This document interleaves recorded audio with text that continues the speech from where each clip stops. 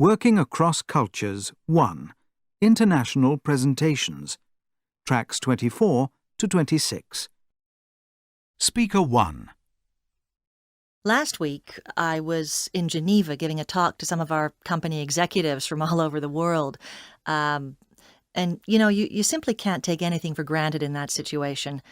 Speaking with an international audience made me realize just how much slang I use to explain myself. I've always felt that it gives me a casual style that I think is fun and adds a personal touch. And it always goes down well here in the States. But after seeing their faces, I realized just how inappropriate and insensitive it is for those who don't get what I'm saying. It also means that I've lost a valuable opportunity to get my message across. Next time I have to do that again, I'm definitely going to simplify my language and try to avoid words and expressions that might mean nothing to my listeners. But it's actually very hard for me to know when I'm using slang.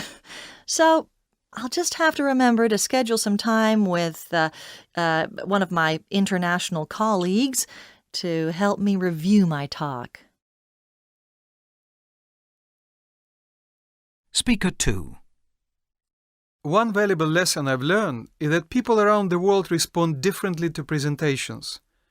I remember once I was in Japan and I noticed some people in the audience were closing their eyes and nodding their head up and down slightly. I thought, what have I done wrong? But later someone told me that it's a sign of concentration.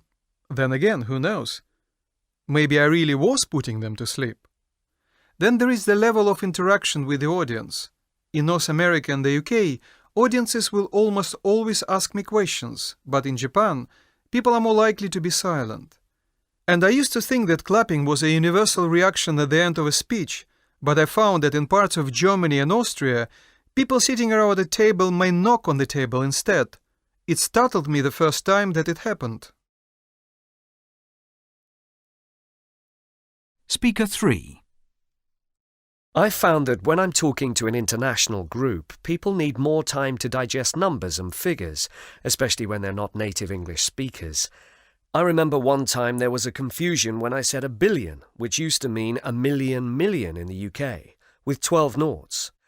But now everyone uses it to mean 1,000 million, and I only picked up on the misunderstanding much further down the road.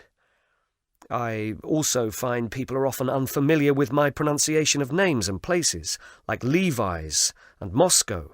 I've seen it throw some people and lead to a bit of a misunderstanding.